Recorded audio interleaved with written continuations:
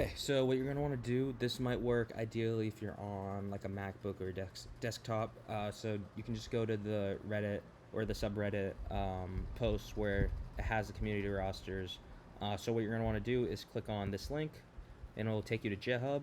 It might be easier if you actually like create a GitHub account, just for the later processes of like converting it to JSON. So John lays a step for what to do here, but I'm just gonna do it like hands-on. So you're gonna want to click on PGM3 custom template. You're gonna want to hit, you can hit download or view raw. It'll open or download an Excel file. So once you download this, you can click it, and I suggest putting these and your other versions of this edit or this save in like a folder, just so it's easier to find. So you can open this, and then it'll take you to an Excel file that looks just like this. It'll have a bunch of players and their identity keys. So what you want to go to is the input section, and this is where you edit all your data. Because once you edit it on the input, as you can see here, it'll automatically reflect on the output. So on input, you can edit anything from like the age, position, first, last name, and then just all the stats as well.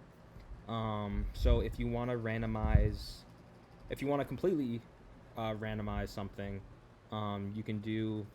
Oh, let me move that out of the way. You can do equal and then rand between, and then whatever the range is. So this is 1 to 99, so you can just randomize it 1 comma 99, oh, 99, and then hit enter, and it'll just give a random number. And then you can do that if you want to create just a completely randomized league. And then if you hit that bottom right corner of the box, it'll spread this formula to the rest of the players for that specific stat.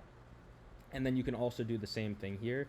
You can actually just drag it over, and it'll apply the same formula all the way across, and you can just hit down.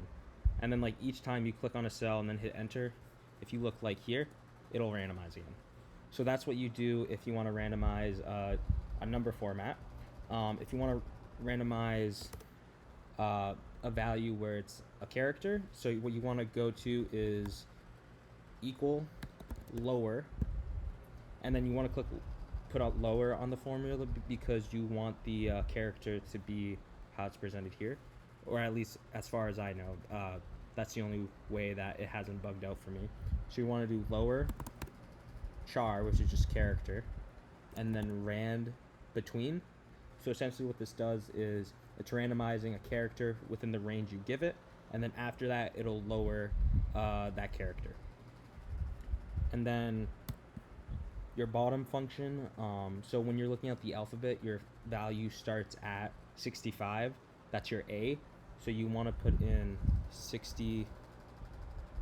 You want to put in 65 to start, and then you just go up for the rest of the alphabet. So D, that would just be 68.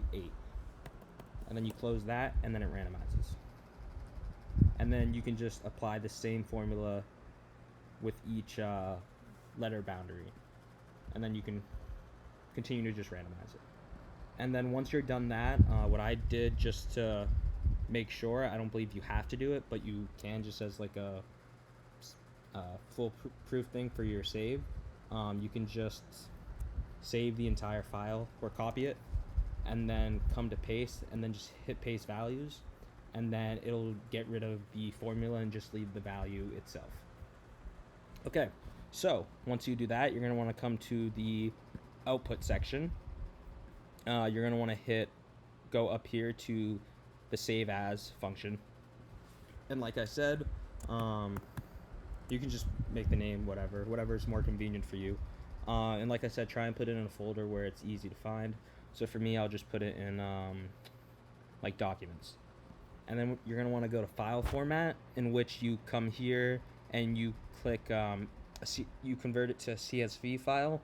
For me, I just use this specific one, comma separated values.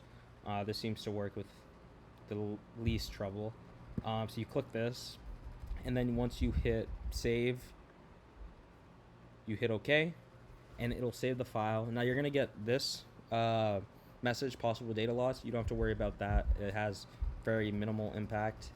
So you're going to want to come back up here, and what you want to do is go type in like a search bar is CSV to JSON file converter.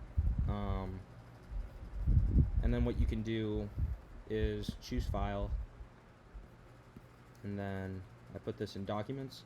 So PGM CSV, this is the one that we created, and then you just hit convert to JSON, and then you can download this result. And then just to show you where it shows up, it'll show up, I'll put in the documents just so they're together. So then you now have a JSON file.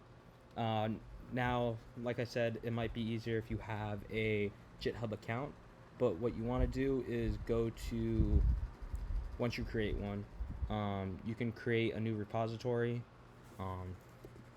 It doesn't really matter what it is. You say like the time, and then create repository. And then what you're going to want to do is hit upload existing file. You want to choose your file and then hit PGM. You want to make sure you hit the JSON file because this is how the game reads it and transfers over the data.